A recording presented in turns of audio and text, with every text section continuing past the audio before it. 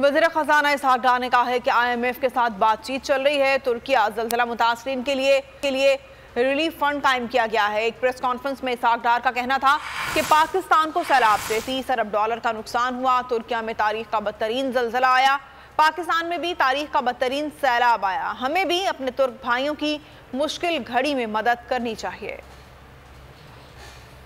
के साथ हमारे डायलॉग जारी हैं और उस वजह से ये जो आजकल जो मसरूफियत है वो काफ़ी ज़्यादा है। तो मैं समझता हूँ कि आज वो टर्की के लिए उसी तरह के एक क्लैमिटी कुदरती आफत कह ले उनके ऊपर आ गिरी है। पिछले साल भी जब फ्लड्स आए तो तुर्की के सदर जनाब तैयब एर्दोगान और उनकी अहलिया वो पाकिस्तान में तशरीफ़ लाई।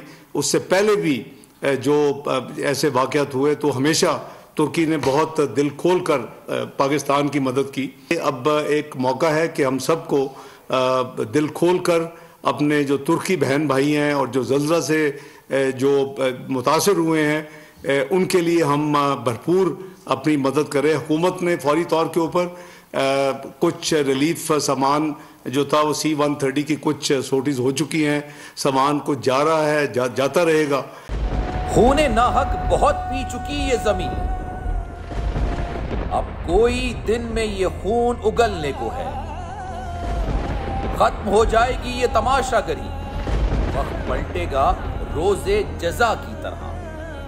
ये जो पेशावर में ताजा लहू है बहा, एक क़यामत करेगा फलक पर बपा। गम की सलमनाक घड़ी में बोल सानह पेशावर में शहीद होने वालों के लवाहिकीन के साथ। सब्सक्राइब करें और बेल दबाएं ताकि कोई खबर रह न जाए।